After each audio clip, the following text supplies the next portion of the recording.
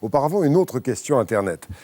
Parmi les internautes qui, par centaines, se sont adressés sur le site de TF1, indépendamment des thèmes que nous avons abordés ce soir, on en a vu un tout à l'heure, il y en a un autre, difficile maintenant. Je vous pose la question, il est lié à l'immigration. Je vous lis la question. Ne trouvez-vous pas, Monsieur le Président, que le multiculturalisme est un échec et qu'il est à l'origine de bien des problèmes de notre société? Question liée sans doute au débat qui a eu lieu en Allemagne. C'est ce qu'a dit Angela Merkel, c'est un échec. C'est ce qu'a dit la semaine dernière David Cameron en Grande-Bretagne. Qu'en pensez-vous pour la France? Oui, ma réponse est clairement oui, c'est un échec. La vérité, c'est que dans toutes nos démocraties, on s'est trop préoccupé de l'identité de celui qui arrivait et pas assez de l'identité du pays qui accueillait. Je m'explique par là. Bien sûr qu'il faut respecter chacun dans ses différences, c'est tout à fait normal. Mais nous ne voulons pas, en tout cas ce n'est pas le projet de la France, une société où les communautés coexistent les unes à côté des autres. Si on vient en France, on accepte de se fondre dans une seule communauté qui est la communauté nationale. Et si on ne veut pas accepter ça, on ne peut pas être le bienvenu en France.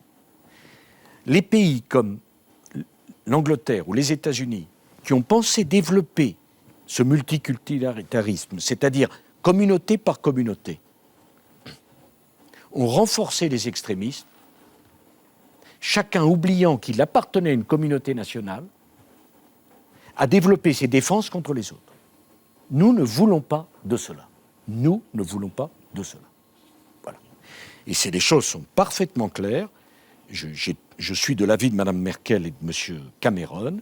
Nous ne pouvons pas de cela. Alors, ça pose la question, bien sûr, qui vient... Et ne faisons pas la langue de bois. Ça pose la question de l'islam et de nos compatriotes musulmans. Elle est posée. Et refuser d'évoquer cela, au prétexte que des extrémistes de tous les côtés peuvent s'en emparer, c'est une erreur. On ne résout pas les problèmes en refusant d'en parler. Il y a clairement posé un problème. Ma position est la suivante. Nos compatriotes musulmans doivent pouvoir vivre, pratiquer leur religion, comme n'importe quel de nos compatriotes, juifs, protestants, catholiques. Mais il ne peut s'agir que d'un islam de France et non pas d'un islam en France. Ça, c'est pas possible. C'est ce qui m'a amené à faire voter la loi portant interdiction de la burqa. Nous ne voulons pas, en France, de femmes qui portent un voile intégral. Nous n'en voulons pas. Nous ne voulons pas en France que l'on prie de façon ostentatoire dans la rue. Mais nous disons en France qu'il est parfaitement normal qu'il y ait des lieux de culte, des mosquées, pour que nos compatriotes musulmans puissent pratiquer leur foi. Nous sommes un pays laïque. Il y a une séparation entre les religions et l'État.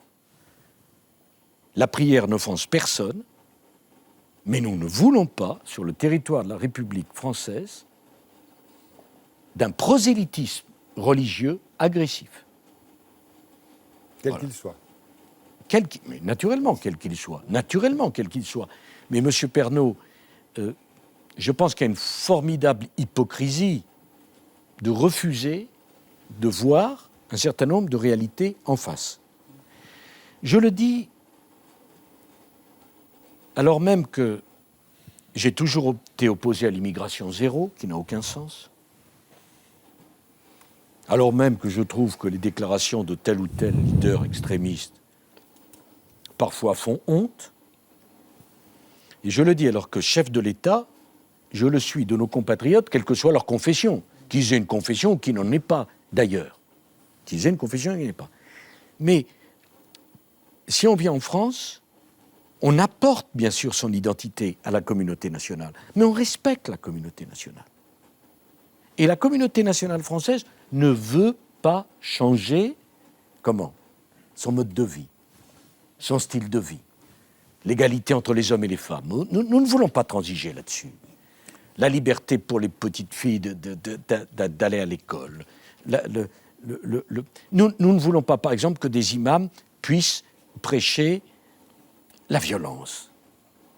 Nous ne le voulons pas. Nous ne le voulons pas. Voilà, ça n'existe pas. Nous ne voulons pas modifier le calendrier. Nous considérons que la religion, et c'est éminemment respectable, mais ça fait partie du domaine privé, ça ne fait pas partie du domaine public.